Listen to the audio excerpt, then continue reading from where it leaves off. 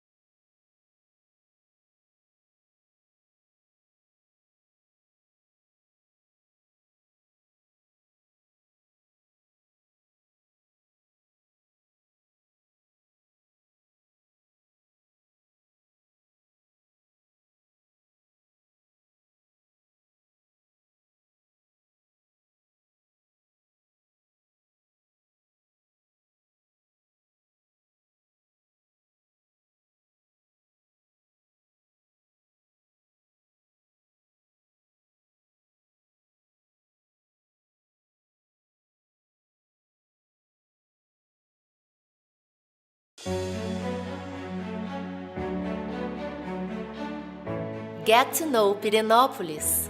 Located in the heart of Brazil, Pirenópolis is surrounded by the exuberant beauty of the savanna, considered the biome with the greatest biodiversity on the planet. A place that invites adventure, sport, or simply contemplation. With almost 300 years of history, the city preserves its colonial architecture, its stone streets, and its centuries-old traditions. Since 1990, it has been a historical heritage site, taken by the National Artistic and Historical Heritage Institute, IFAM. Pirenópolis also stands out for its haute cuisine. Although small and charming, its historic and tourist character makes it cosmopolitan, with sophisticated restaurants and exclusive hotels. Its traditional cuisine conquers from the aroma of herbs and typical fruits of the region, providing the visitor with a unique experience. Come and discover Pirenópolis, the ideal destination for those looking for the best in life with great intensity.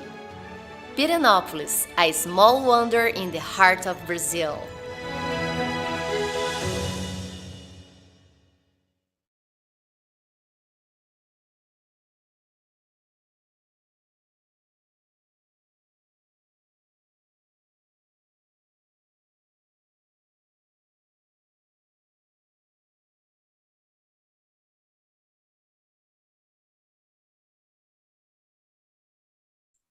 And now I ask Danielle for playing the second video about traditions and religious tourism in Pirenópolis. And I got the chance right now, and I would like to thank for the municipality government of Pirenópolis that that that has sent the videos for us. So it's registered my.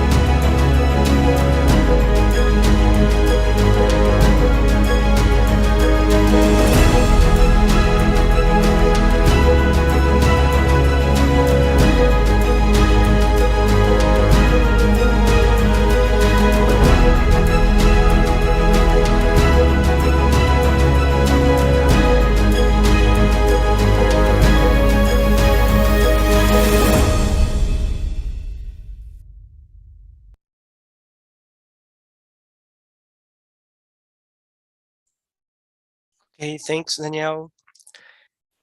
So this was our session about tourism and heritage in Pirenópolis and its importance to the development economic.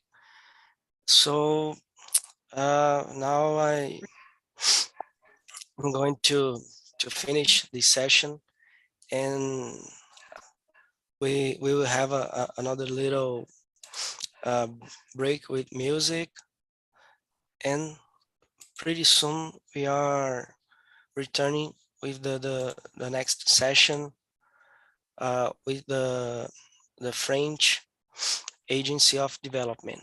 So thank you again for everybody. And Danielle, please put the second part of that video about the break with music, please.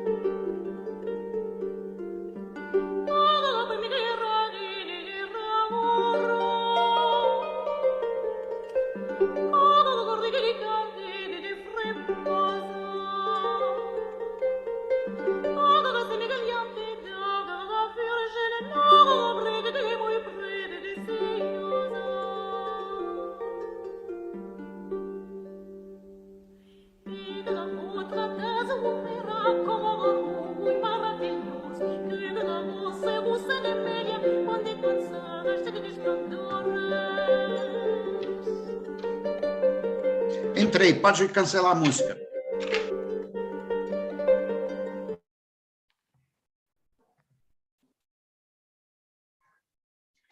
Good afternoon, everyone. Good afternoon, Alison. Good afternoon, José Luis. Good afternoon. Good afternoon. Good afternoon.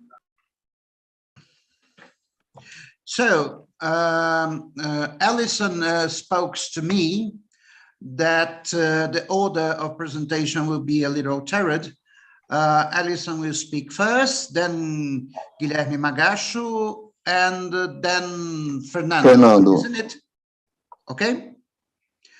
So, Daniel is recording yet? Is yet recording? I think, no, yes, record. Yes. Yeah, it is. It's written. It looks like so. All the questions are in the end. Pardon? About the questions. The questions at the end, yes. The questions of the end of all speeches. We have all speeches first, and then the questions at the end. There is, I think, there is the better to do that, right? So let us start with the special section B,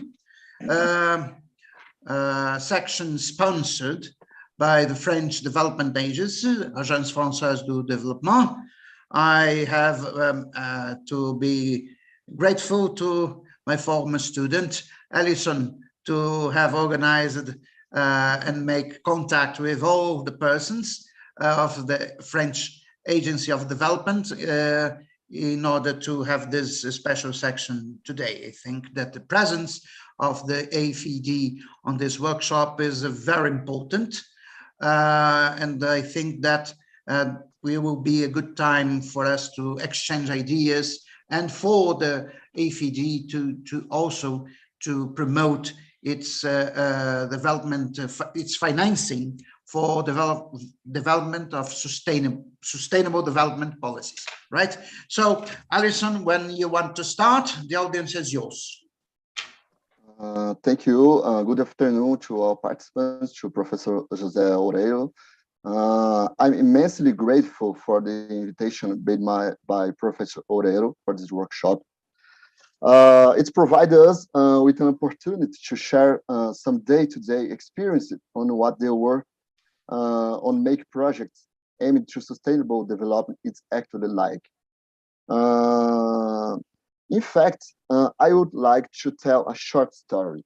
In 2008, 3 years after the Kyoto Protocol came into force, the first stage of which ran from 2005 to 2012, I was a graduate student here at UNB, and I was very excited to study the price of carbon credits established in the clean development mechanism of the then Kyoto Agreement.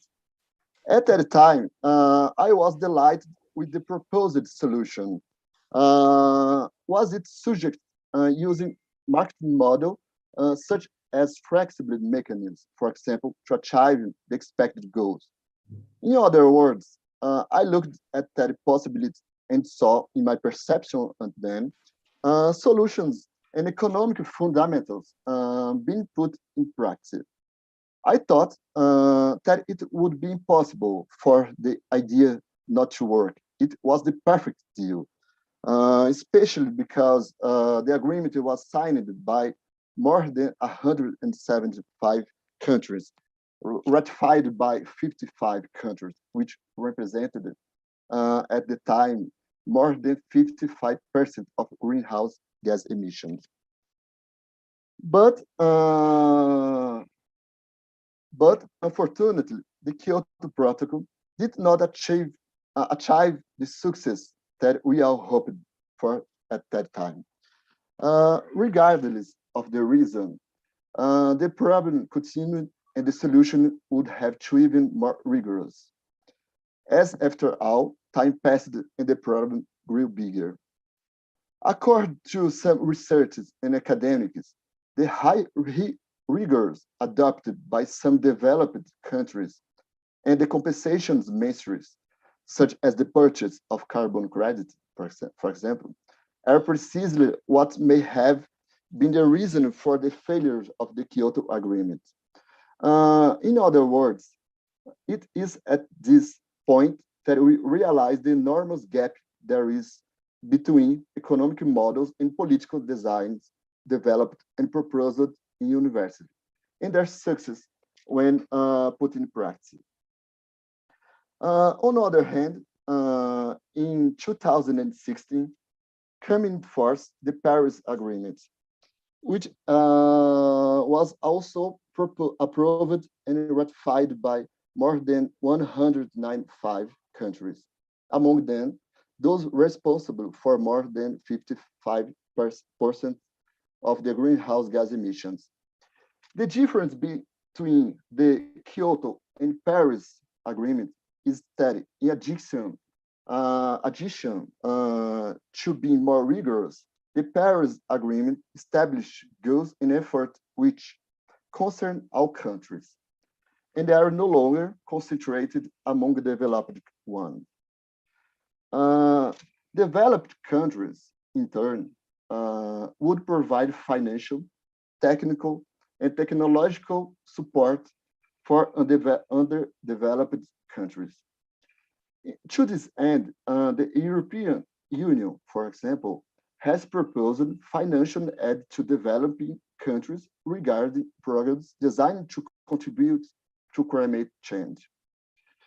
However, some of the commitments proposed by some countries, including Brazil, to reduce their greenhouse gas emissions by up to 37% by 2025, seemed unfortunately too far from being achieved.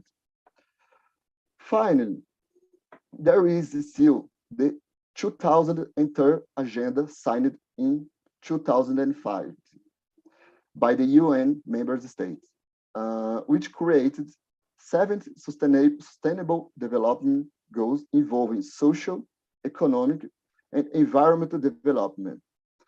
As after all, green development makes no sense in the midst of poverty without a decent quality of life for all.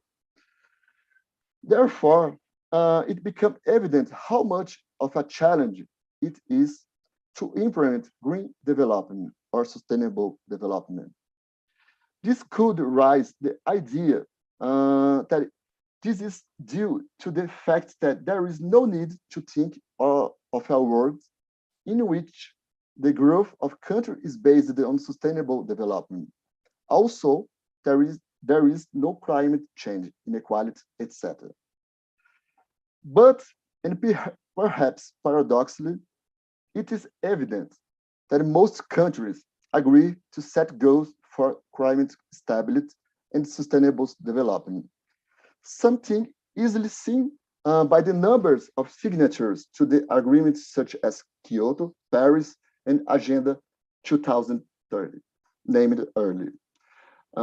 It is almost tautological to associate sustainable development with reducing poverty, inequality, and allowing equal access and rights for all. Who, after all, would be against it?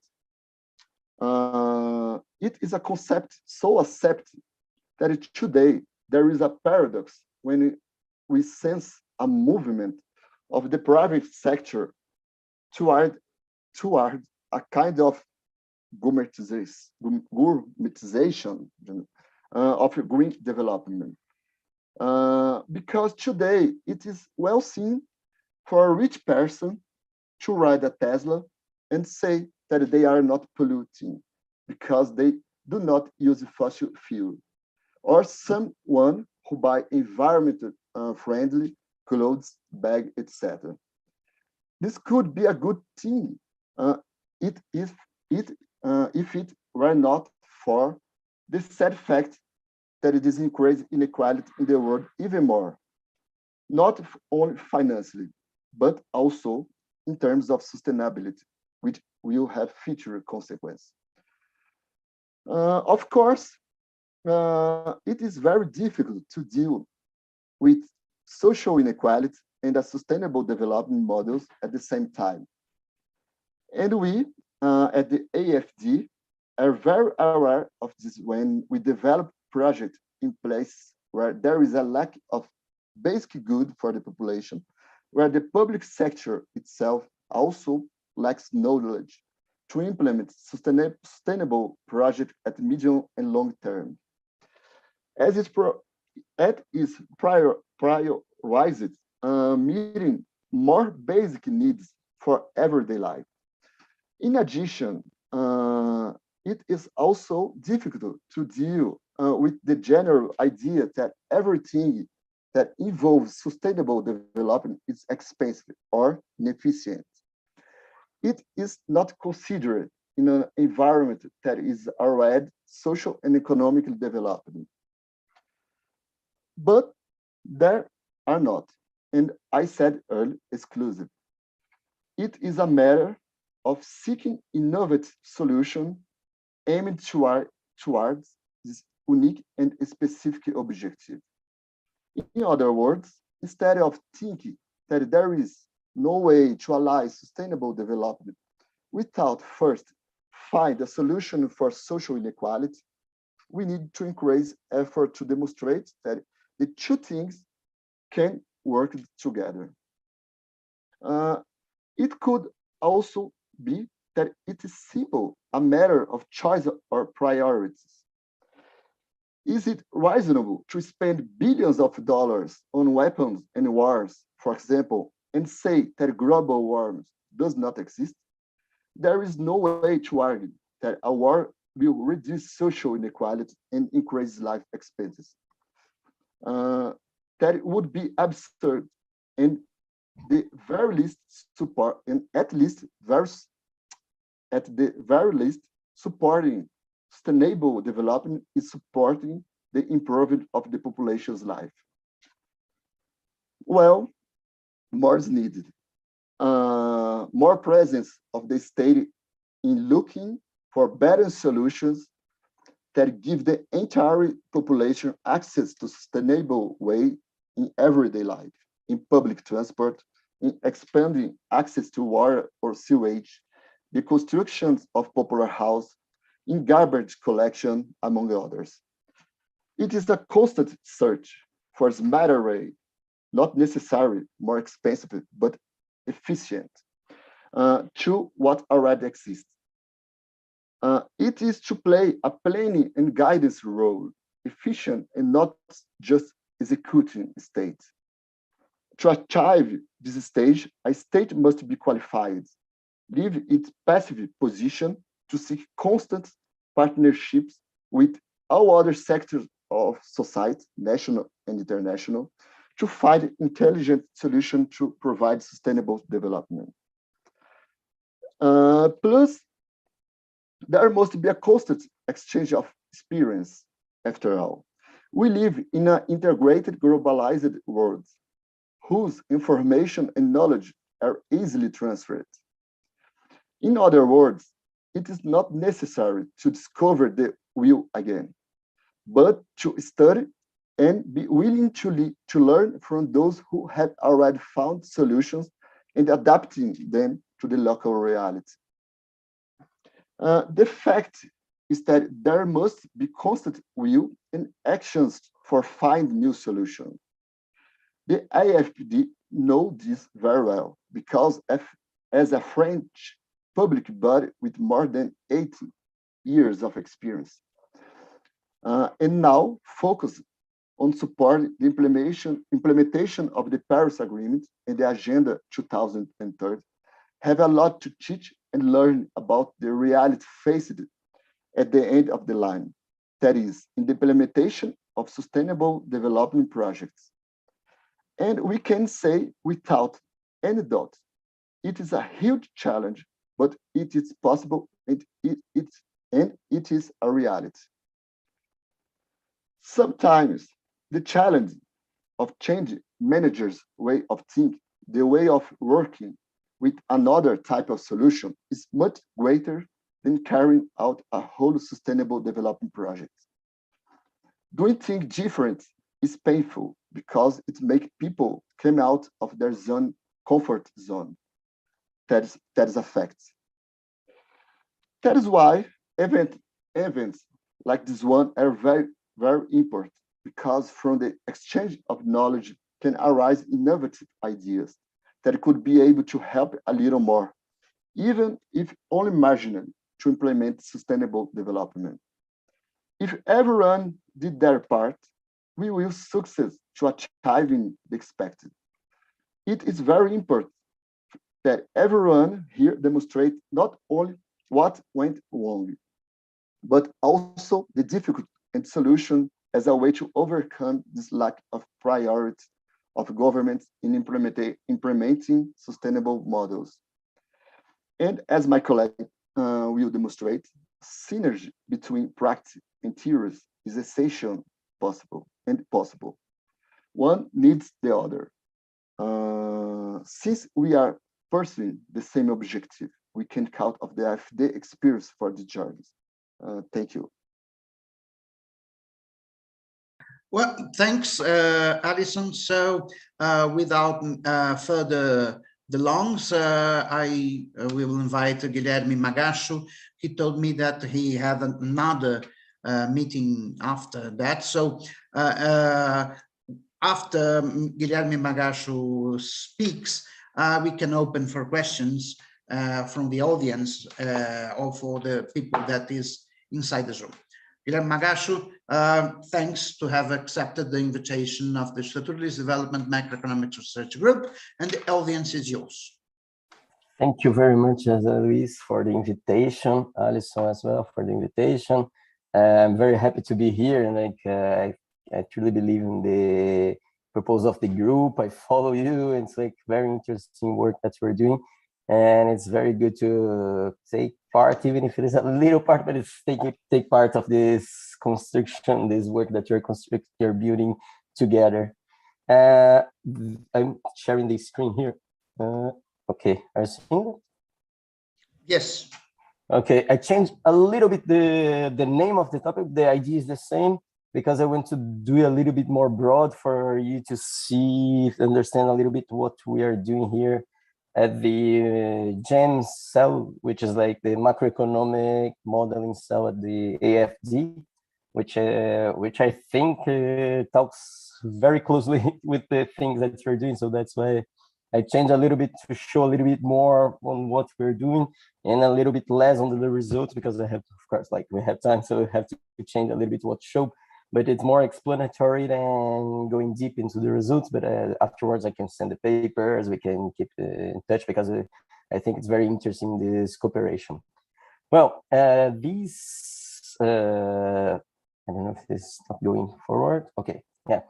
The modeling department here at the AFD is very focused on modeling green transition. And AFD, different from the other developing banks, is actually we have a development bank in France, which is not like AFD, but AFD is quite different from the usual development banks, because it's focused on developing countries. It was created during the First World War to support the developing countries, the allies, during the World War II. Actually, I won't not go through these very deeply, but it was created in the UK because France was taken for the Hitler forces, and then they create these to support they create the Agence to support the development of the countries that were against the Nazis. And the Agence, since actually it's theoretically the first development bank in the world, since then the Agence has focused mostly on developing countries, African countries in the very beginning, but after that, moving to East European, but also Central Asia, Southeastern Asia, and more recently Latin American countries. And the model that we developed here is based on trying to understand a little bit on the dynamics of the developing countries specifically. So it's a very specific model type for understanding developing countries, with special attention to green transition and financing green transition. So it's financial models focused on developing countries. Well, the basic starting point that we agree, and probably you agree as well, is that green transition is a unique type of structural change. We have a lot of structural change in the history. There are like papers, very interesting papers. For example, everybody knows the Carlota Perez work on the trajectories, the ecological trajectories. And the green transition is a different type of structural change, because it's led mainly by deliberate policies, by preference change, and of course, like technological change, but these technological changes are also deliberate. So sometimes like it's a result of deliberate policies. But as all the other structural changes that we have, there are some industries that decline and industries that grow. And the country dependence on these industries in terms of production structure, trade structure, financial structure will be very important to determine how these countries will be impacted by the green transition. And we are not talking only about like promoting the transition in the countries, but also the negative impact that the transition may have if you are depending on these sunset industries. Like, for example, you are depending on like high emission industries, a country that depends on high emission industries, or even industries that produce for high emission industries, for example, fossil fuels. Sometimes fossil fuels not very emitting itself, but they are producing for industries that are very emitting. So that's why the trade structure, the production structure is very important to understand.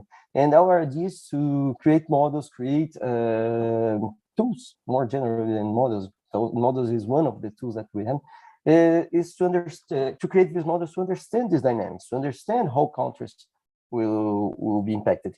And the specific aspect of the developing countries is that the constraints that emerge, and we all know very well this, the constraints that that we're talking about when we're talking about developing countries are quite different than those that developed countries they developed country have. For example, developed countries like the US, they can emit, technically, of course, there are a lot of discussions on this, but they can easily print money. It's just like something political that they have to discuss with the parliament. But in the developing countries, the story is a little bit different. There is a very interesting paper from Matthias Vermeer on the MT in the tropics that discuss this. But here we focus on three dimensions that we think it's very important for developing countries. they need, developing countries, they need to import a lot of inputs and capital goods to make this transition happen. So imports are very important, but exports are very important. And they need to export to avoid this balance of payment constraints. You need to, unless you are depending only on external finance, you need to export to finance your imports. So to avoid balance of payment constraints, you need to raise foreign currency. Of course, you need to raise fiscal revenues to avoid fiscal imbalances. All transition will need a lot of public investment. We know that it's not only about the private sector will not make it alone. We need to have like coordination between these two entities. And sometimes the public sector has to finance infrastructure projects, it has to finance social projects, investment in human capital to promote this transition. And if you depend a lot on these sunset industries, these industries that are disappearing in terms of fiscal revenue, then you have an issue because you are creating an imbalance. You need investment on one hand, and you don't have money anymore because the industries are being destroyed on the other hand. And the third point that we focus is like, there is a very interesting work from ILO and the BID on the heterogeneous impact of the green transition in Latin America. And Latin American countries, especially Latin American countries, but also African countries, they will be very negatively impacted in terms of job creation, and especially the well-paid jobs, in comparison to the developed countries, because the technologies will be developing are being developed in the developed countries. So the North is developing the technology, the South is buying the technologies, and the South depends on the exports to the North of these industries, the sunset industry, the industry that may decline, to generate these jobs and to pay them good wages. And the idea is to understand in our models, we're trying always to understand these three aspects together, like the balance of payment constraints, the fiscal constraints, and the job creation. The typical, let's say, E3 models, which is an energy, economic, environmental models, all the models that we have, almost all the models, of course, there are some exceptions. But unfortunately, we know all these exceptions because by heart, because like the literature is still very, very not very spread yet. But most of the models they rely on some hypotheses that are exactly contradictory to the idea that the financial sector and all these constraints that we're talking are important. Like I like this. I took from the Jean-François Mercury, from the guys on the Cambridge Econometric, because they show a little bit on how the cycle of the demand generation is created. And basically, all these models, they are assuming the Valhaus law, so we have perfect competition. We have some exceptions. You have like with some degrees of market, not very imperfect competition, but still most of the models, they are based on this idea that you have to save to invest, and you don't have banks. You don't have the financial sector. When you have the financial sector, it's about intermediating sales and investment and creating some distortions, some market distortions. So it's not about like the investment is independent from savings and create savings. So it's not Keynesian, post-Keynesian at all. The models that and the models that we are using at AFD, we have credit creation directly here. You have credit creation and investment, either investment in physical capital or science. They can access credit. It's like a Schumpeterian or post-Schumpeterian in the history, or Keynesian or post-Keynesian in history. So the entrepreneur will try to find, like looking at the demand, they try to find credit to finance the investment. And what constrains the investment is not the pre-saving story, is the interest rates. When you have like high interest rates, you have financial constraints. So that's the basic story. But there are a lot of models that look at these. What the difference that we're trying to understand here in our models is a little bit on, we're talking mostly on open economy, small open economy models, developing a small open economy model. It doesn't need to be that small, but it has to be open economy and it has to be developing economy. Competitiveness generate possibilities to export. Demand creates demand for imports. You have different behaviors in terms of exports and imports. In a CGE or DSGE models, they are very linked. Why they are linked? Because you have exchange rate that adjusts the demand for imports and according to your exports or the other way around. But what we're saying here, and what we see in most of the developing countries, is exactly the opposite. You have like one dynamics for exports, one dynamics for imports, and the connection between them, of course, is given by the exchange rate, which oscillates, but the adjustment is not immediate. If you have a depreciation, not necessary, like for example, your exports are declining, and we expect that there will generate some depreciation, very classic model, but not necessarily you have like reduction of imports. For the first impact will be increasing imports, because you are generating some dynamics that will create more of course, like you are increasing price of inputs. So you have to import more in nominal terms, at least. And then you create some dynamics that are very contradictory to the idea that the CGE models are dealing with. For example, we're talking about like dropping exports because low carbon transition will create some constraints in terms of the world demand for fossil fuels will decline, for coal, for I don't know, like for some metals. Like Brazil is a very important exporter of aluminum. The European Union is introducing now the CBAM, which is a carbon border adjustment mechanism, and aluminum industry in Brazil is saying that the exports will drop by 40% only because of the CBAM, which is basically extending the ETS, which is the European system of the carbon price in Europe, let's say, to the imports. So it's like a trade barrier, a carbon adjustment trade barrier. And then there will be a drop in exports. This drop in exports will lead not necessarily to a drop in imports. It may lead to balance of payment constraints, which will appear. The same story is, we can talk about like the fiscal side. Taxation depends on demand.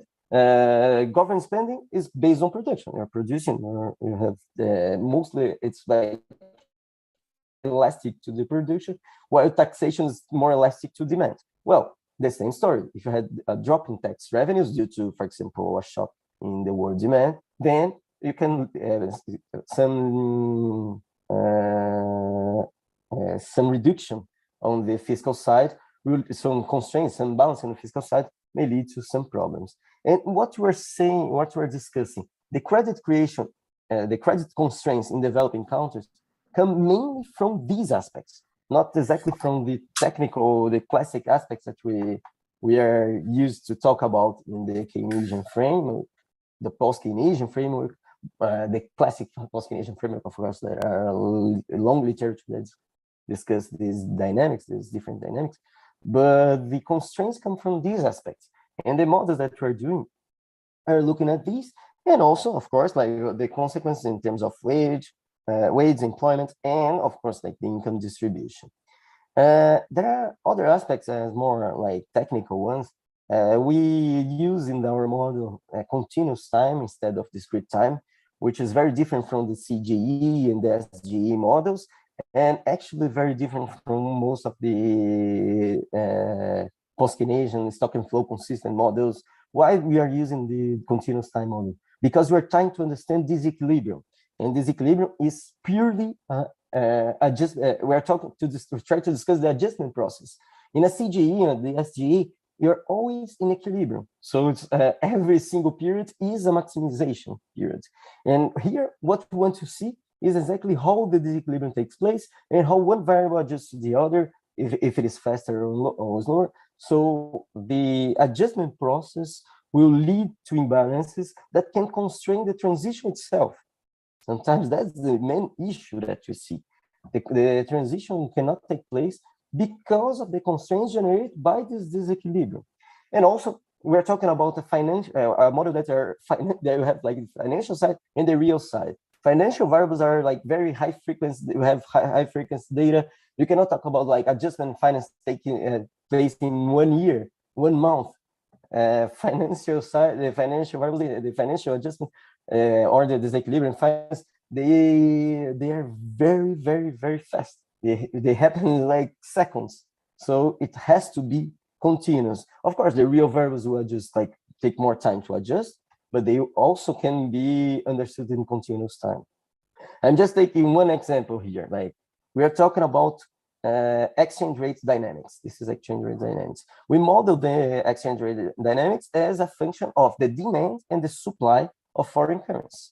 So basically, it's an asset where you have demand and supply, and you always have the central bank intervening here, the reserves of central bank to reduce or increase to control a little bit this demand and supply.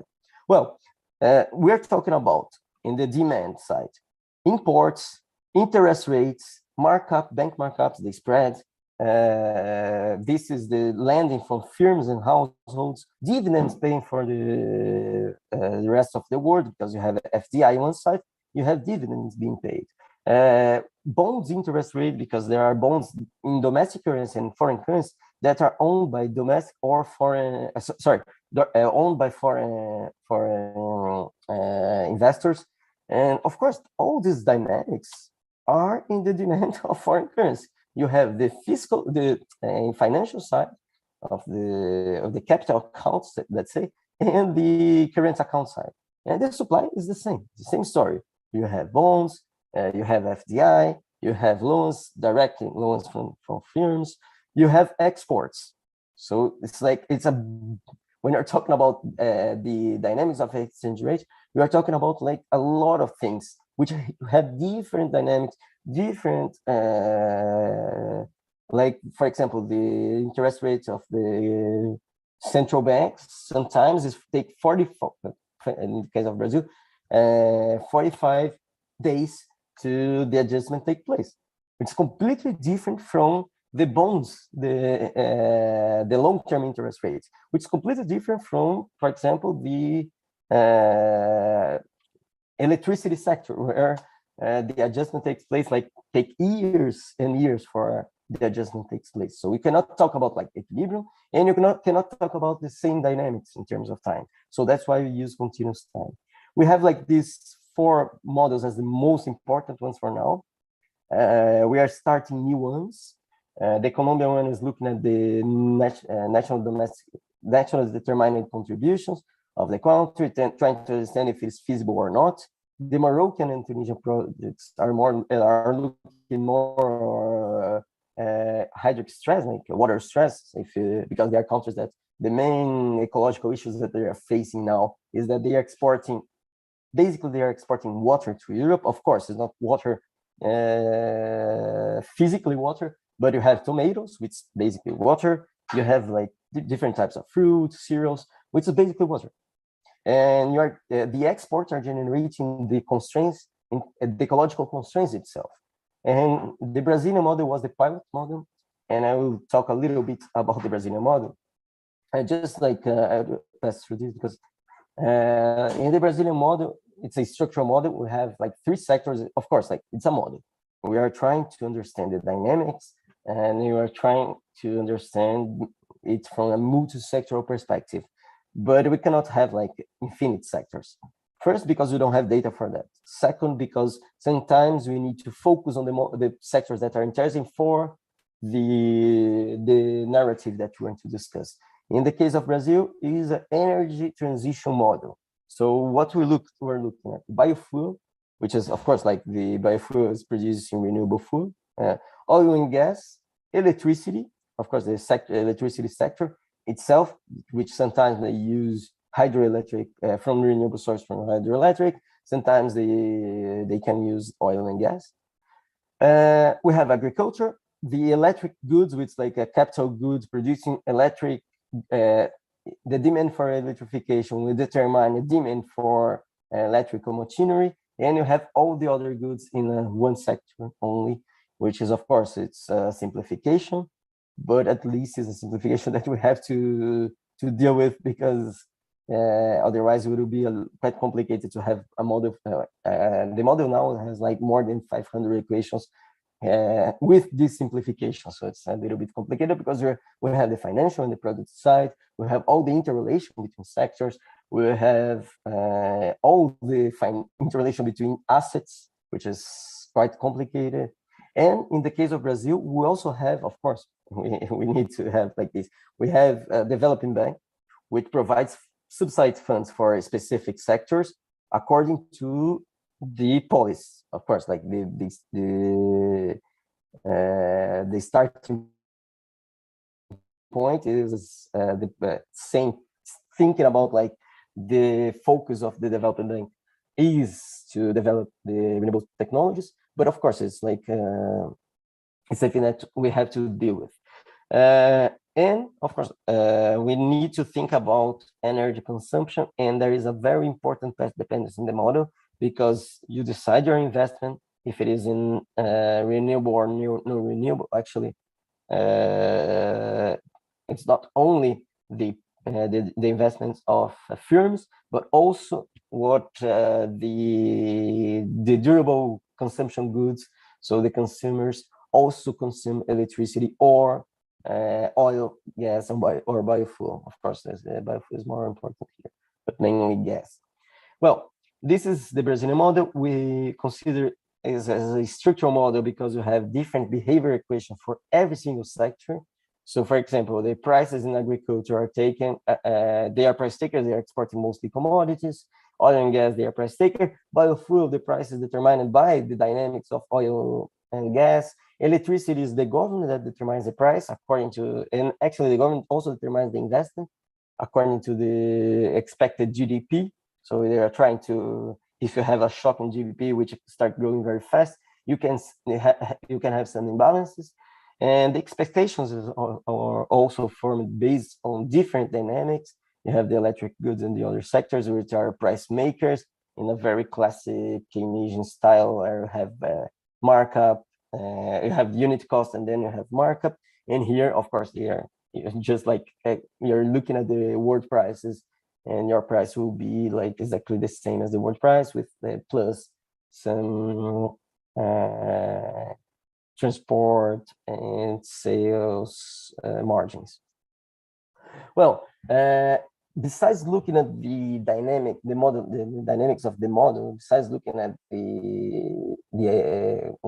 which we call Agence model, which is the dynamic model, we also have some explanatory models, and I want to show this STEAM project, which is a project that you're trying to understand the exposure, vulnerability, and risks of transition for countries.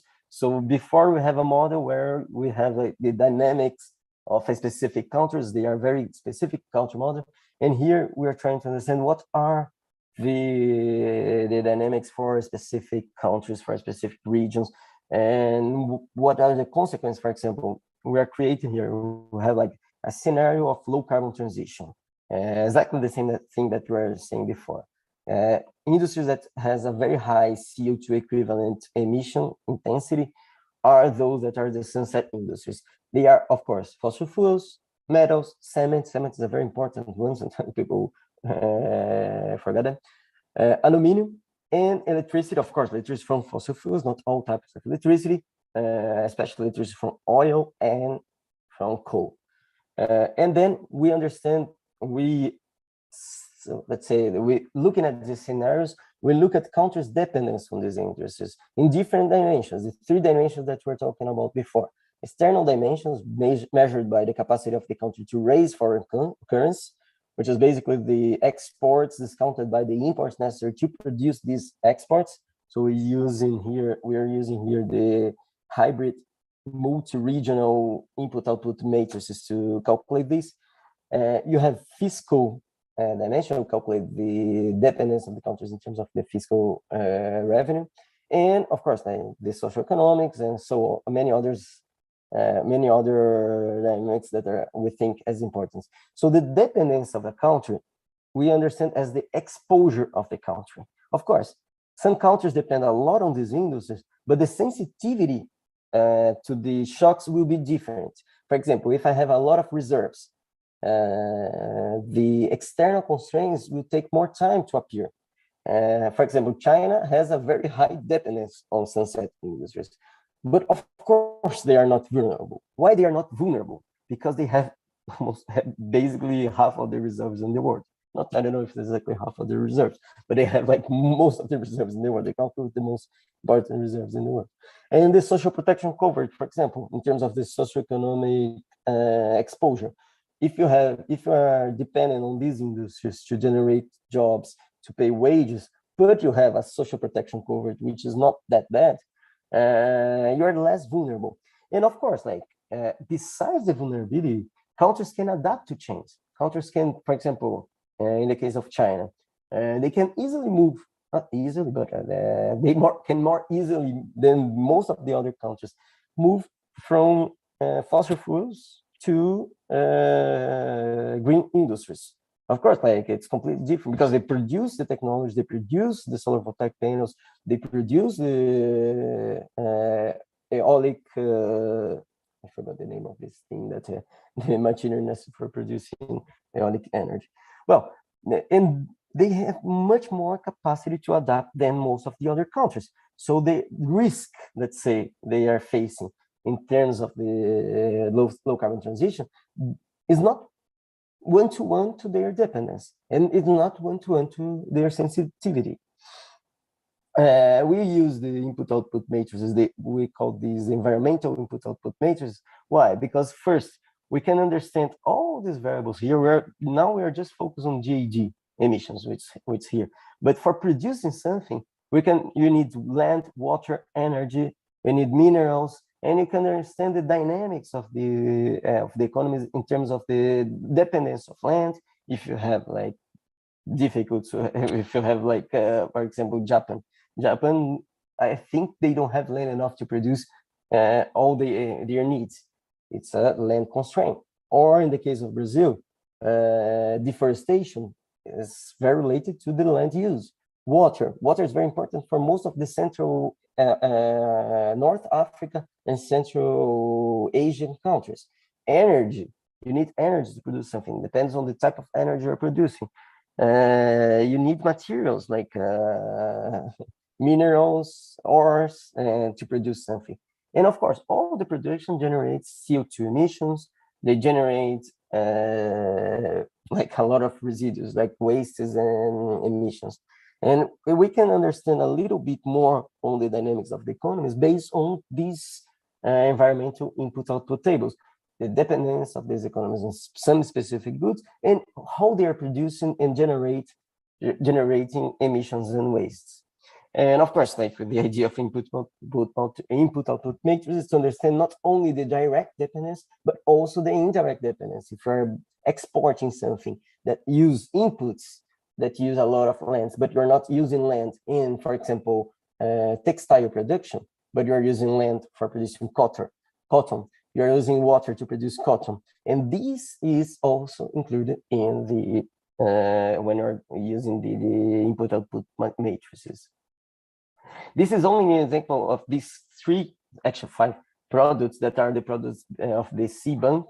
And what we have here is aluminum, cement, coke, iron, steel, and fertilizers. You have a huge distribution of the CO2 emission intensity across countries. The OECD countries tend to be less emitting, and of course, the non-OECD countries tend to be more emitting in all these 5 industries. And the dynamics is also about moving within sectors. So it's, of course, it's important from moving to from cement to some substitutes that we have cement, from coke to renewable sources of energy. Of course, it is important, but it's also important. Actually, coke, it's a very meaty industry, and you have you don't have so much space to move from new technologies. But it's also important to, for example, in the case of cement, to move from very emitting cement production to low emitting cement production. In India, for example, they produce some types of cement that instead of generating CO2, they absorb CO2.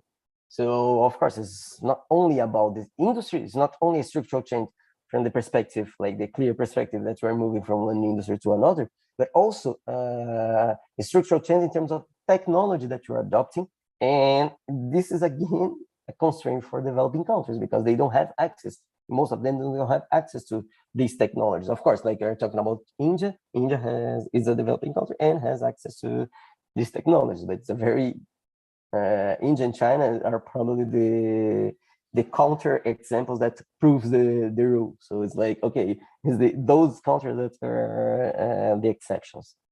Well, as I was saying, we analyze the external exposure, the fiscal exposure. We account both for income and product taxation, and the socioeconomic exposure. We are talking about employment and wages, and we are considering what is called the good jobs. What is the good jobs? A well-paid job where you have like high wages and high employment in this sense. This is basically the first result that you found. Here you have the net foreign currency dependence. So how much of net currency you depend on these sunset industries. Brazil is here. It's highly dependent. This is the first quartile, actually the first quintile. So Brazil is among the most dependent countries, even though it's not like here you have Algeria, Angola, Iraq, Libya, Venezuela, Brunei, and Trinidad and Tobago. Brazil is here. It's a country that's very dependent. But Brazil is a country with some kind of competitiveness, complexity economy. So it's can more easily move. Of course, it's not like China, it's not like India, but can more easily move to this green technologies than these other countries in the left side. So these are the countries that are more vulnerable, and these are the countries that you have like high exposure, but not so high vulnerability. And of course, these are these countries that are here, they are not exposed, and of course, that's why they are not vulnerable. In terms of fiscal exposure, the same story. You have like tax revenues from these industries, and now we're including direct and indirect. Brazil is here a little bit better. It's not in the first group, like the first quintile, but still is relatively high exposed. China is here, relatively high exposed, but of course, like this color blue here means that you have like a high green complexity system.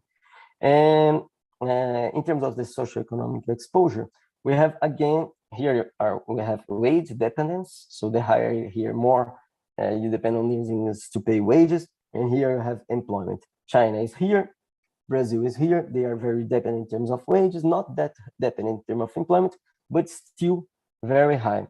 This gives us this map, which we're clustering the countries into groups based on cluster methods, where we have countries that are high exposed: Russia, Ukraine, Kazakhstan, Venezuela, Bolivia. Countries that are external exposed, the very exposed in terms of the external dependence. Most of the countries that export fossil fuels, of course, like Algeria. Algeria is here. Yeah, I forgot this country is Libya. Middle East, some African countries, Angola.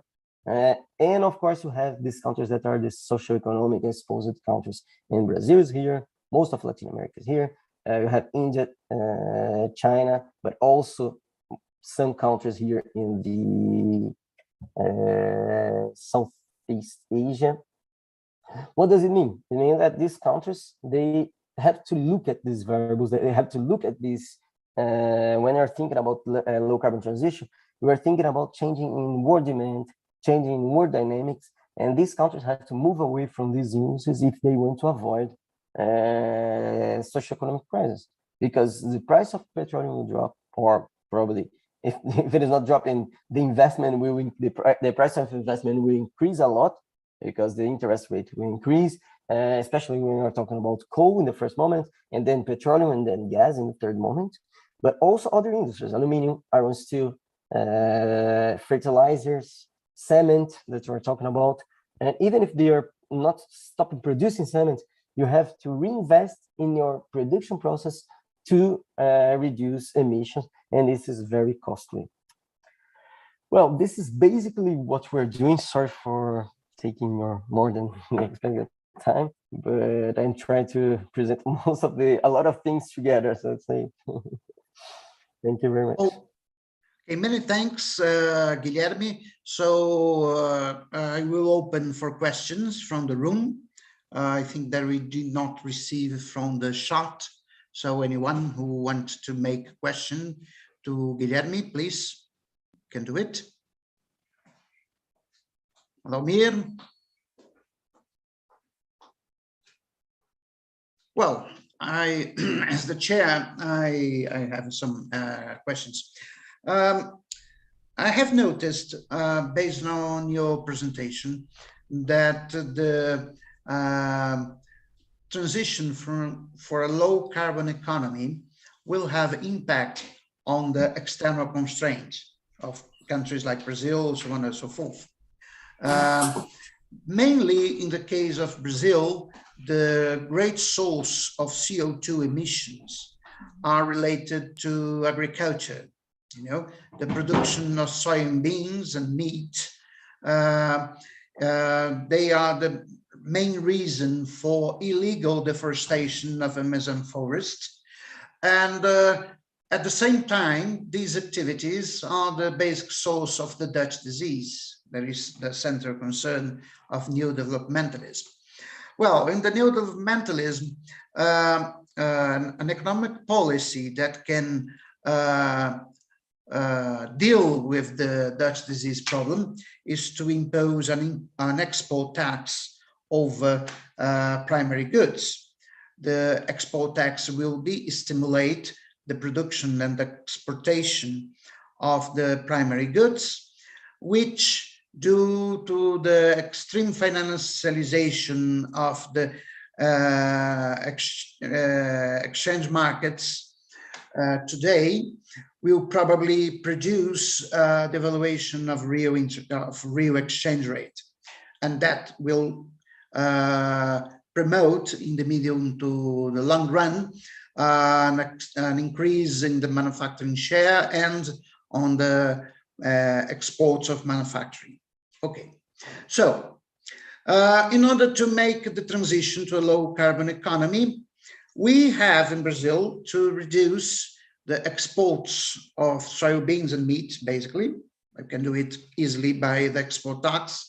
That is not required to forbidden anything. We can use the market to do that. But we have to reduce imports. The reaction of the Brazilian manufacturing exports to a real exchange rate devaluation maybe will take some 2 or 3 years. So we have to reduce imports. My question to you is the following: how you see the possibility of Brazil adopting again an importing substituting strategy for the green activities? You know, green activities in Brazil will be like infant industries, as in the writings of Liszt and Hamilton.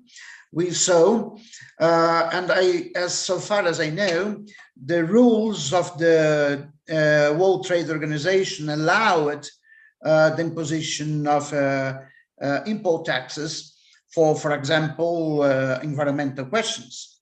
So I think that a smart strategy for transition to a low carbon economy will be to tax the imports of the capital goods, intermediate goods required to make the transition to the low carbon economy, but in order to induce the local production of these goods, of these intermediate goods and these capital goods that are required for the transition to a low carbon economy. So what I'm basically asking to you, what do you think about the viability of a green industrialization import substituting strategy? Well, at first, thank you very much for the question. It's like very interesting because they go through different points. When we're doing the question, I was thinking about a lot of things, and we'll start saying something which is a little bit out of your question, because it's like, I think we can go beyond this to answer a question, because I think the point is more important than you're thinking about. And your point is more important than maybe, I don't know if you thought about this, but I think we can go even beyond this.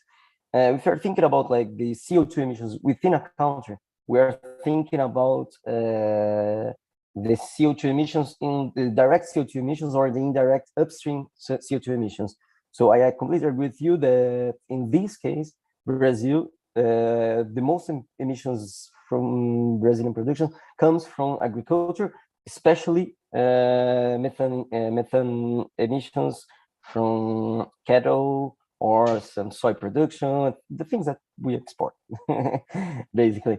But Brazil also produce indirectly what will generate emissions afterwards. We're exporting mining ores that are used in aluminum production, like alumina. We are exporting sand, not sand, but the stone to produce cement. We're exporting iron ores as well, oil. A lot more and more we're exporting oil, which is not very emitting the production side itself, but the forward linkages will show that it's a very emitting industry. And why it's important? Because the other countries that are producing with these goods will have a reduction in demand and will reduce the demand of these goods for Brazil. So the low carbon transition will impact Brazil directly if Brazil wants to put forward a low carbon transition. But even if the country doesn't want to put forward low carbon transition, the dependence on these industries will make the country to struggle more and more. So it's the first thing I think is this one. The second, which I completely agree with you, an export tax. An export tax has an important impact on the economy. First, and we have a model I can send to you afterwards. It's like, it's not finished, but I'm presenting in PISA, the Ecological Economic Conference next week. It's a paper we are discussing now, where we have different sectors, and one of the sectors is natural resource sector. And the natural resource is only exporting sector. We put these export taxes because they are only export. We increase the taxation on the sector itself. And what happens with the economy in this case? And we try to simulate with different adjustment mechanisms. The economy will face constraints that will impose some reduction in production and output, actually in the GDP, in the first 15 years. So export tax is very complicated from this perspective. I'm not saying that we don't need to think about export taxes, but the one thing that we have to think about is like the money that we receive from the export taxes, they have to be reinvested in something. They cannot only be taken from the economy. We are Canadians here, I think. We are all Canadians here. We know that if you're just taking the money out of the economy, the money is not necessarily, even if, and we have this in the model, even the government will have like decrease in the deficit, the debt will decrease, but this is not enough for stimulating the investment. It's like the fairy tale of the confidence will not come and say, okay, now that you're taxing exports, you have less deficit, and then your surplus is increasing, or one of the other. And then now I trust in you. No, it's not like this. It's more complicated than this. And this money cannot just be taken from the economy. Otherwise, it's very recessive. They had to come back to the economy in another way. What way? Maybe subsidizing these industries, which is sometimes is much better than imposing import tax. Because when you're imposing import tax, and this is start answering your question, when you're imposing import tax, what we're basically doing is to destimulating first the competition within other industries, which is like the new classical story, okay, but still it's true. these industries, if they want to compete internationally, they want to be competitive domestically at least. And then, of course, like you have infant industry argument, but I think personally that it's much more interesting to take this money from the export and reinvest in these industries, either through reducing interest rates or like using, which is quite accepted from the perspective of the OECD, sorry, the WTO, because you're investing in industries that are developing technologies for green transition. Brazil is now in a very high, actually there are now a long discussion on the zero tax for capital goods for industries that are producing,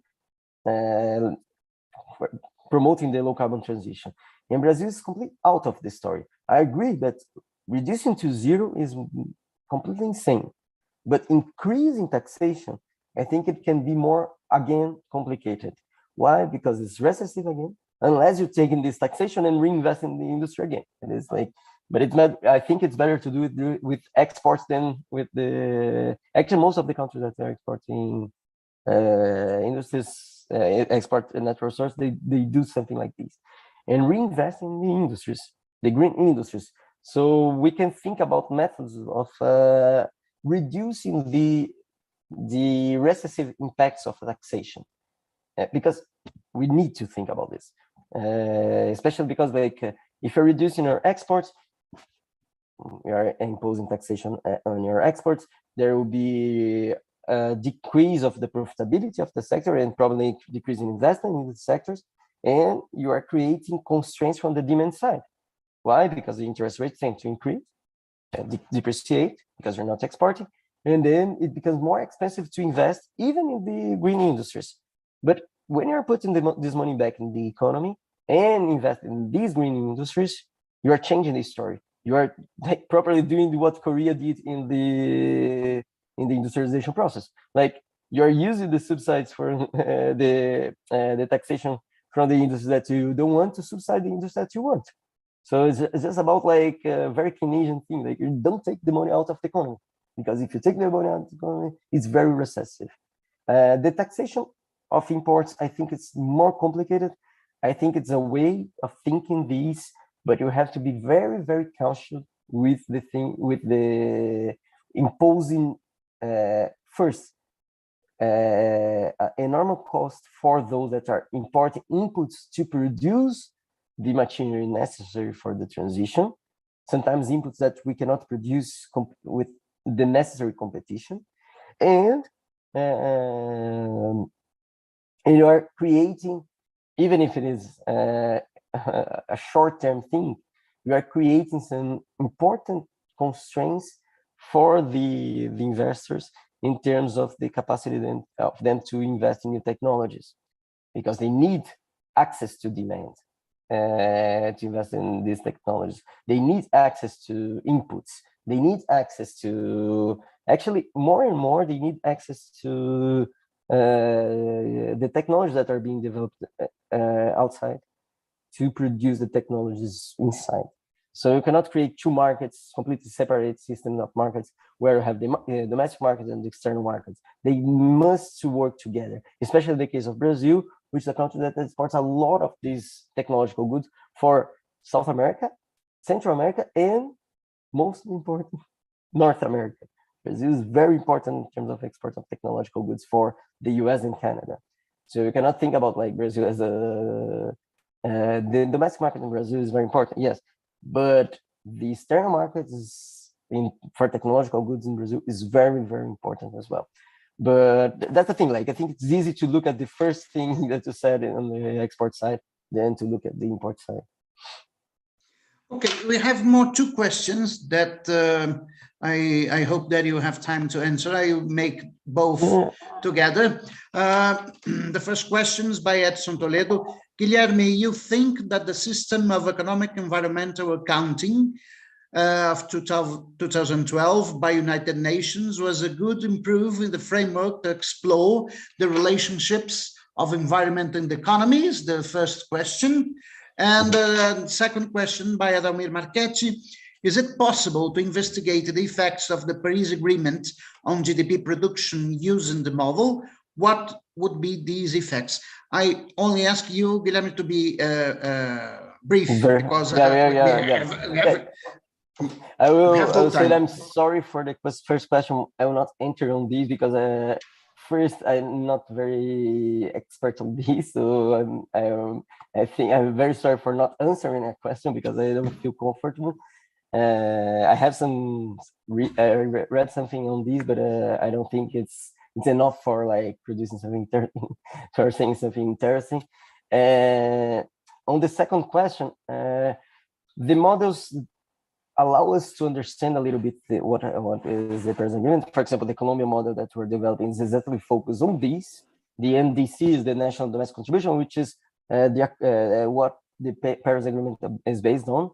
Countries declare what is the National Domestic Contribution. And the most important results that we're taking now, it's not a finished project yet, but it's like, is that sometimes it's impossible to have the two things together. Sometimes you cannot have like you cannot reach your national domestic contribution target just because you are a country that needs to import a lot of these goods, and you have to grow more to import. You have to export more. For example, in the case of Colombia, they have to export coal to import the capital goods necessary to produce, or to have like some technological transfers, because it's costly to have some technological transfers. Even if you're like absorbing those technologies, it's very, very costly. So what I think, and what the model is showing, is that we need to impose these constraints and show for countries, and the Colombians are agreeing very well with these ideas. We have to create models that show for them the main constraints that can emerge in these dynamics, and the constraints that emerge for developing countries are completely different than the constraints that emerge for developed countries. Because in the developing countries, developing world, we're talking about like balance of payment constraints, which is something that for developing countries is not so much important. They're more worried about the stranded assets. So it's more like the pure financial side. We are thinking more about like the inter-country financial side. The fiscal side is also very important. And of course, if we're thinking about like going beyond the Paris Agreement, we're thinking about the SDGs. We have to think about employment. You have to think about like just transitions, not only low carbon transition, which is the focus of Paris Agreement, which is like insane to think about, like ignoring all the other aspects of all the other, I don't know, like maybe you're dealing with like 3 or 4 SDGs and you're ignoring 13, 14 of them. That is, I'm very sorry, I have to go. I'm 15 minutes late for the other meeting, which is a presidential one, but I can imagine that. But and I'm sorry, Fernando, for taking your time and not seeing your presentation. Thank you very much for the invitation. Okay, Guilherme. Bye-bye. Guilherme. Thank you. Thank you. Bye. So, Fernando Pacheco, the audience is yours. Please take your time. Thank you so much, Professor Oreiro, and thanks for having me. Good afternoon to all the audience, and I'm really glad to be a part of this seminar. I'm Fernando Pacheco. I'm a project manager here at AFD offices in Brasilia. I'm currently working within the Territory Development unit, which is actually working as the front office of our agency for states and municipalities in Brazil. We work with sovereign guaranteed loans and also non-sovereign guaranteed loans to public companies here in Brazil. We're going to explain our business model more down the road in our presentation. And I'm also an economist, as Alison and Guilherme, and currently a master's candidate at Fundação Getúlio Vargas here in Brasilia. And I want to say sorry for my broken English. I have been working most of my time in French right now and starting to lose a little bit of my English skills. So let's get to our presentation. I'm going to do a more institutional presentation of our work in development. I hope my screen is rightly shared. I think it's the case. So we are the Agence Française de Développement group, which is comprised by the AFT group and also Proparco and French expertise. And our goal, what I want to outline in my presentation is not only our role as a public agency for the French government, but also a development platform for French public policy around the globe. So as Alison and Guilherme pointed out, the Paris Agreement is a really, really central platform for us to do public policy and development policy around the globe. French diplomacy was really, really engaged in the negotiations that led up to the Paris Agreement. And after that, we tried to be to have a positive impact and to be a leading role in the implementation process of the Paris Agreement around the world. And to get started, let's explain a little bit what is AFT.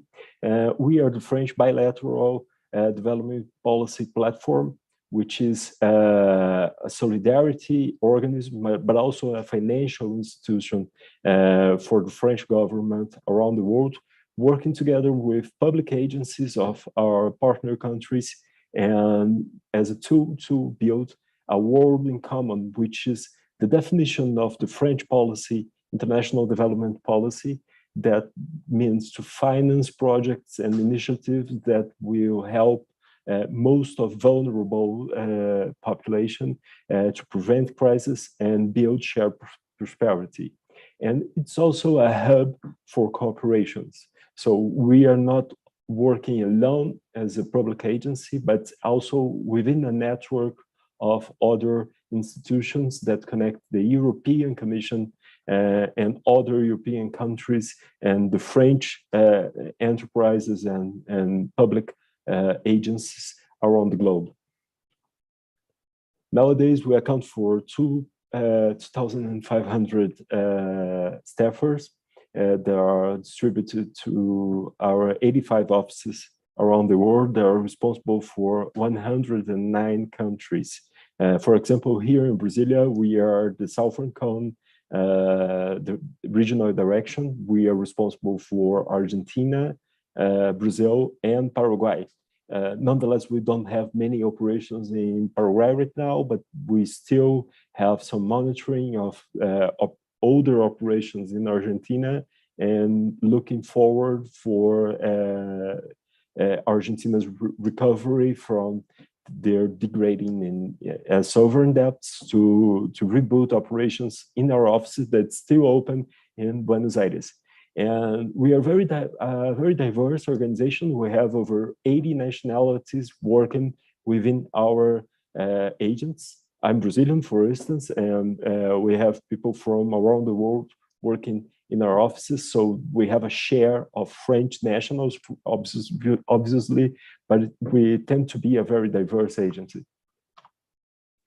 Our main drivers are to raise awareness on development issues and try to mainstream the French development policy platform, to try to build more dialogue on public policy and try to train experts around the world. So there is a great participation of grants and funds, no reimbursable funds for technical cooperation and trying to help underdeveloped countries and countries in development to access knowledge and to trade knowledge with French expertise.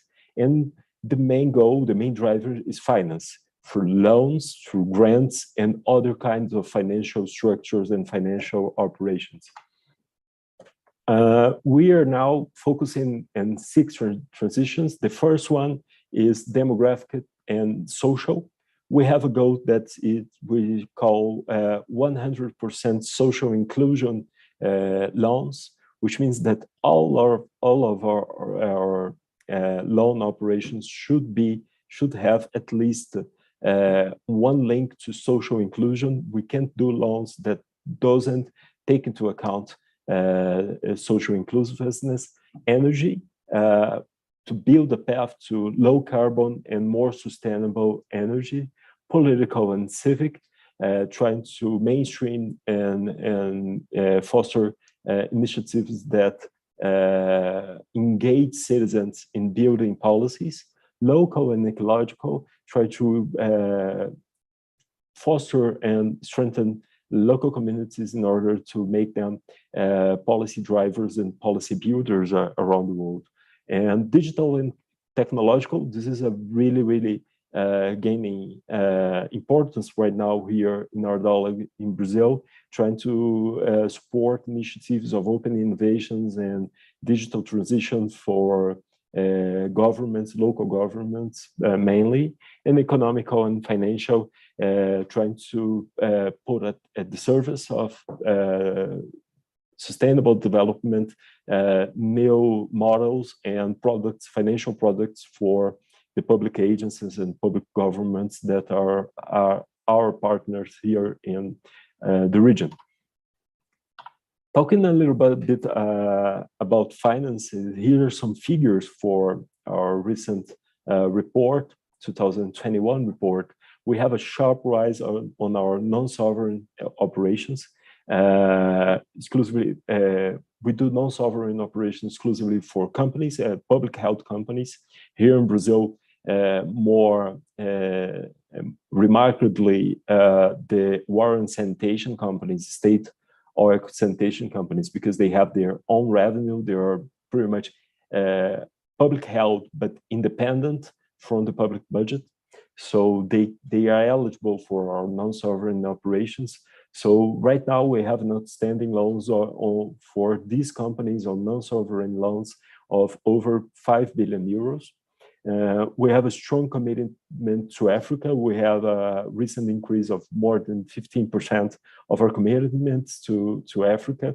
We have raised a little bit more our grants, our non-reimbursable funds, to 1.5 billion euros, which is at least a third more substantial than the ones that we have back in 2016. We have a really commitment to governance. We have over 900 million euros committed to strengthen governance and government capacities within our partners, and 1.6 billion to French overseas territories, which are also part of our mandate as an agency. Here's a little diagram of our main operations in 2021. We are accounting now to 12.1 billion euros as a group committed, and that comprises 9.3 billion on loans, of which 1.5 billion belongs to Proparco, which is our private sector branch that also operates here in Brazil. They have an office in São Paulo working with Brazilian companies, and 1.5 billion euros on grants, on non-refundable allowances for projects of development around the globe.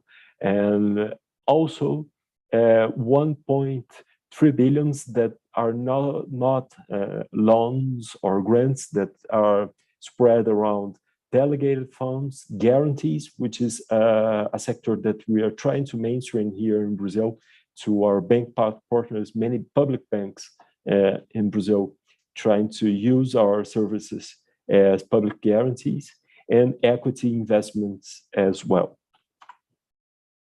The origin of our funds, most of it comes from the European market. Around 9.3 billion are market borrowings, and this has a really good impact in our tariffs, in our costs, because we use the reference rate for the European market as our benchmark for the countries that lend money from us. And this includes also one of the first European climate bonds, which accounts for us at 750 million. And also some borrowing still, but in very, very residual amount, 106 million from the French government, a little bit of budget allocations from state that's mostly for grants that we are handing here around the world, on 1.7 billion, and also delegated resources, 336 million. This is mostly from European Commission, because they have some grants that are operated directly through their network, but part of that is redesignated and delegated to the member countries, and France plays a major role in operating those funds.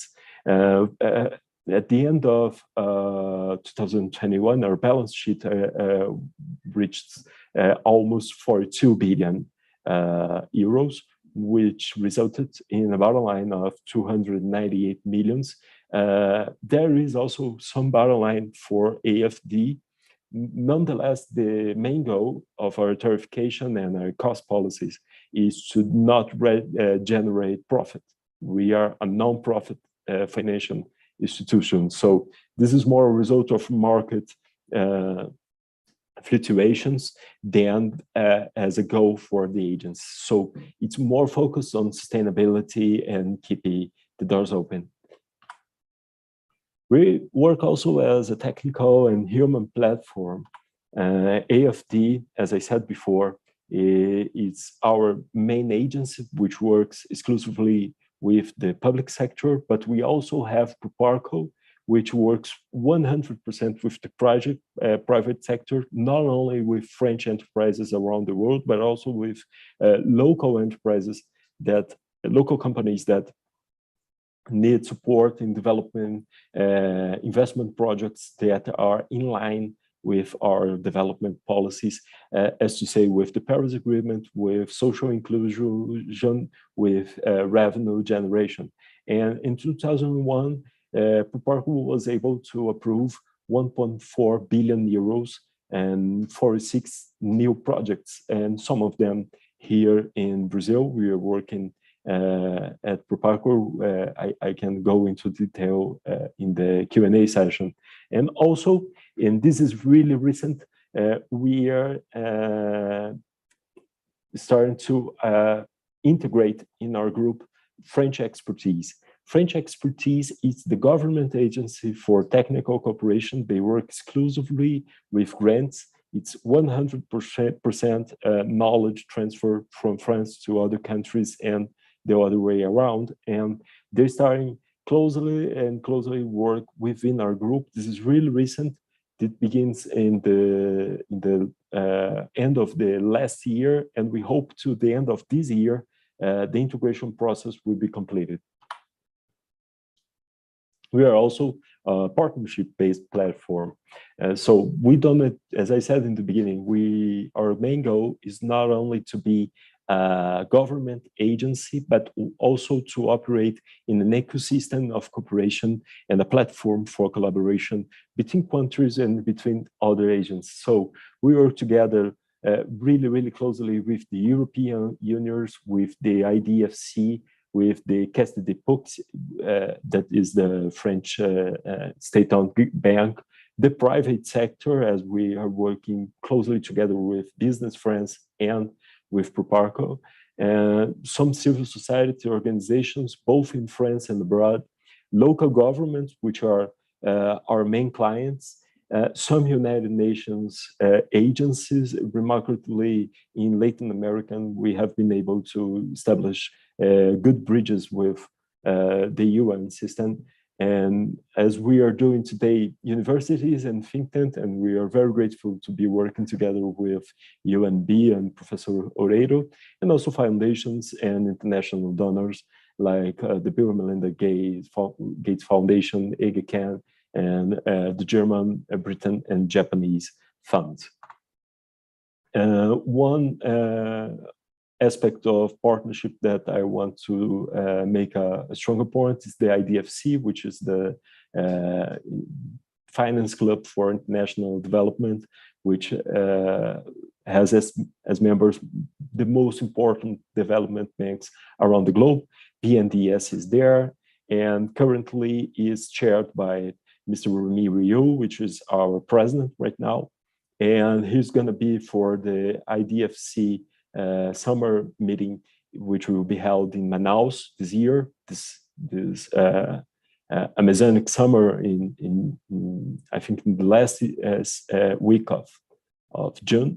And he'll also be in Sao Paulo for some meetings. So this is really important because it shows that the importance of Latin America for development policies and how AFD and France wants to be open and close partner of the region.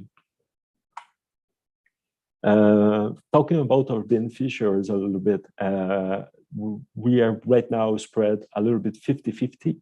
50% of our loans, of our operations are focused in states, and states there mean country members, countries, not states in the federated states sense that they have here in Brazil, and 50% are non-state, but also public institutions, NGOs, banks, public and private enterprise, and local communities. So in Brazil, when you say non-state, it can be also a Brazilian state, a Brazilian federated state as a beneficiary.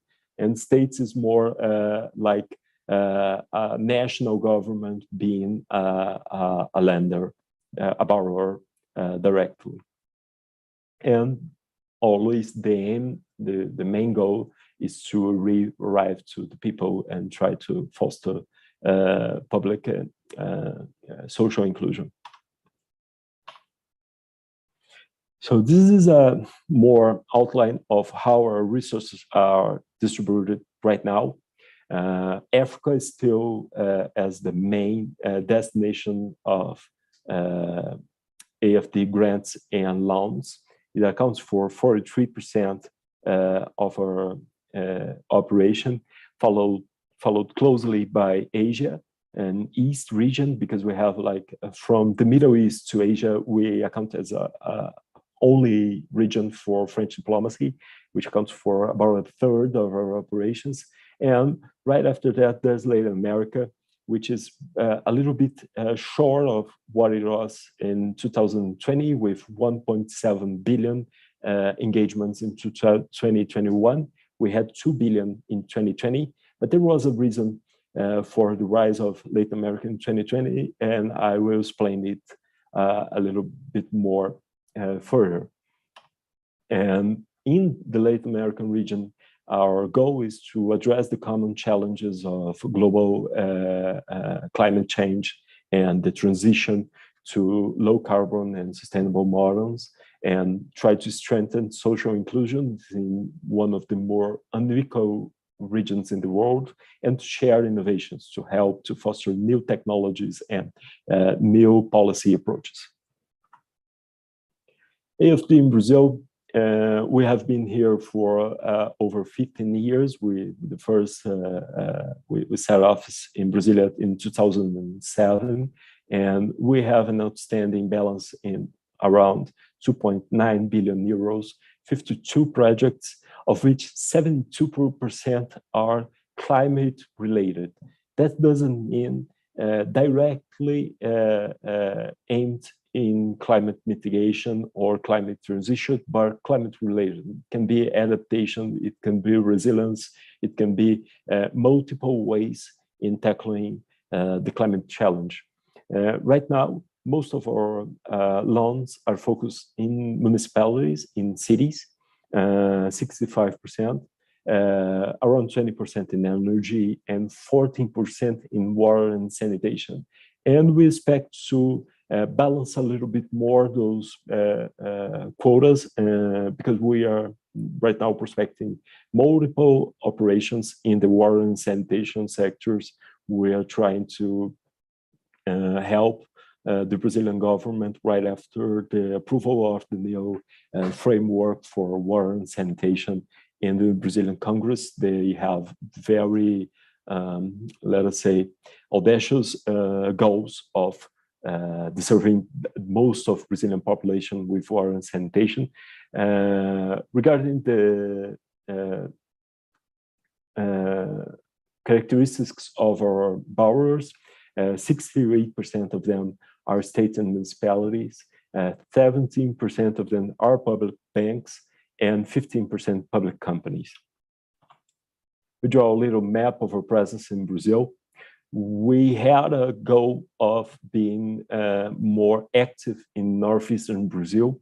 We haven't got to it yet, but we're starting to build more corporations in Maranhão, Piauí, Ceará, but we have a large concentration in the southern center of Brazil right now. But we're really hopeful that in 2023, we're going to have lots of good news for the states of Bahia, Pernambuco, Ceará, and Piauí, as we are right now discussing multiple operations with those states. They are showing really, really good results in the fiscal aspect, and they are able to contract more and more operations to engage in sustainable development investments.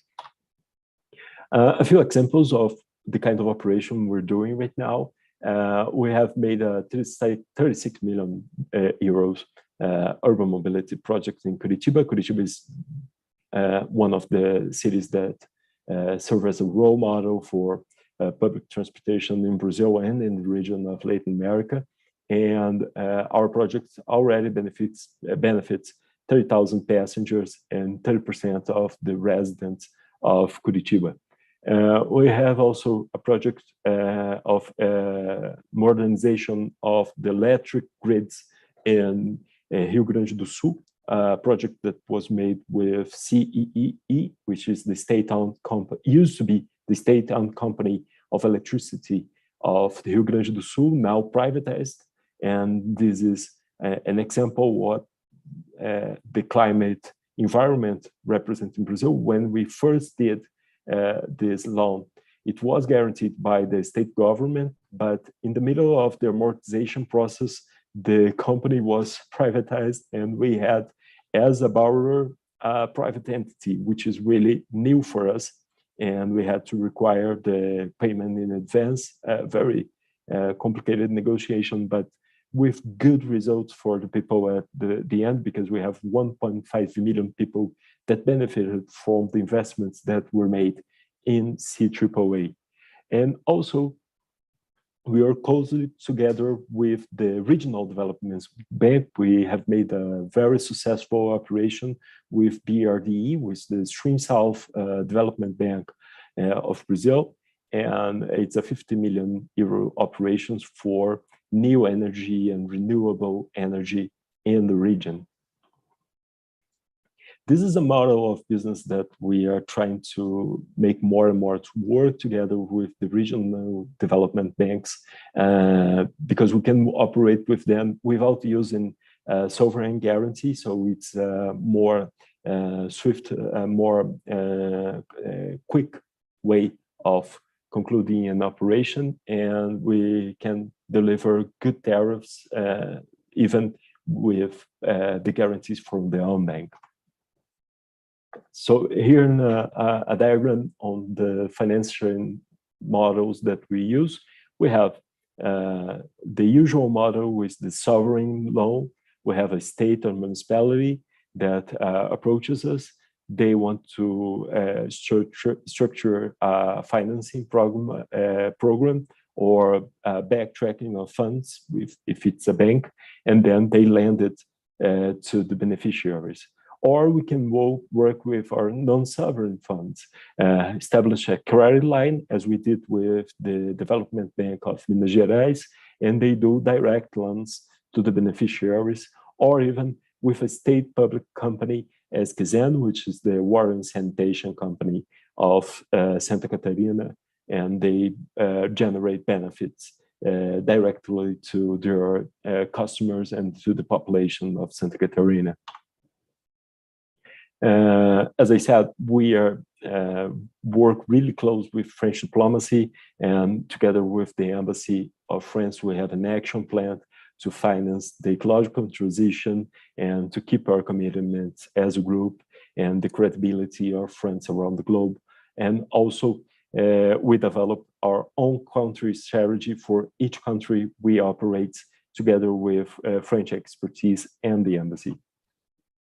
Here is the reason why we had a really strong 2020 in Latin America. We are engaged together with the World Bank in the financing of social emergency programs in Brazil. We landed 200 million euros just in Brazil for finance the Auxílio Emergencial in a joint effort with World Bank and IDB that amounted to up to $4 billion.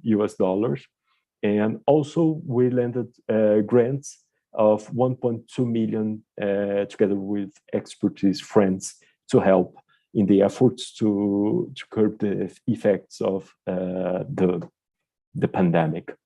Also, we are working together in the recovery of Brazilian economy, mostly together with the regional development banks through credit lines to companies that are facing struggle in a more expensive credit market right now. We also finance through our grants. Oh, sorry, I don't know what happened. Fernando, sorry. I think that we are running out of time. Yeah, okay.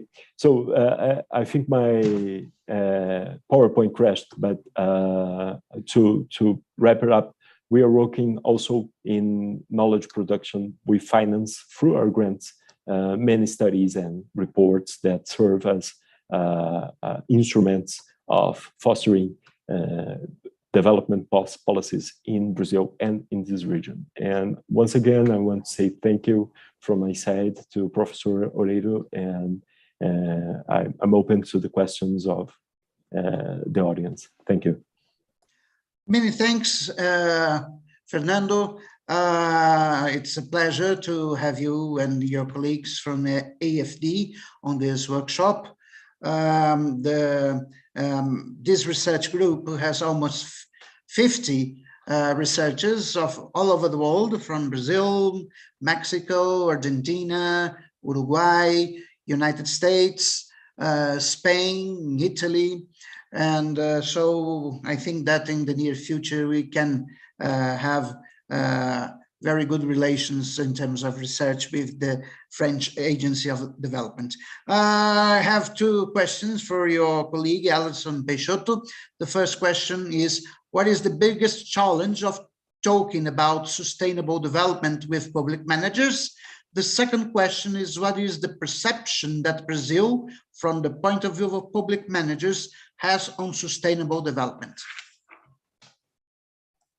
So I think the biggest challenge is the political cycle and the timing to achieve a sovereign guarantee loan. A sovereign guarantee loan in Brazil is a bureaucratic process within the Ministry of Economy that can take up to 2 years between the prospection from the identification of a project to the signature of the loan. So as we face 4-year terms for most of public officers, the priorities of a government are set to a 4 years window. So if they spend 2 years in planning a loan operation, that leaves us only 2 years to achieve the goals of an investment program. So it's really hard to convince public officers in Brazil to go for more long-term investments in public infrastructure that are aimed towards sustainable development, because they don't see how they can profit from the benefits of it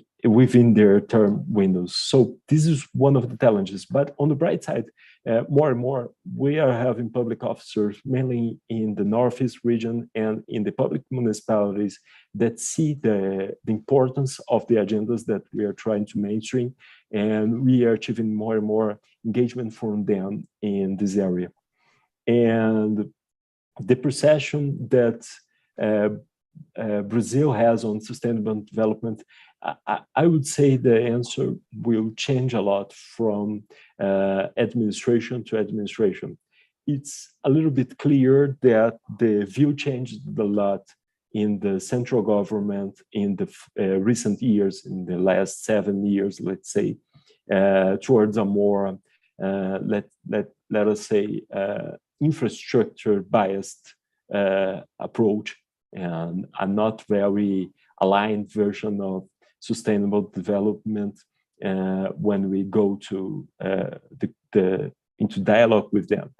But with local communities, there are really, really interesting initiatives in Brazil, and really good public officers that are open to the dialogue and are open to public sustainability efforts within the international cooperation and international finance projects. Okay, I think that we just out of time. The section was programmed to end at 3:30 p.m. Brasilia time. So I acknowledge to the participation of the French Agence of Development on this special section.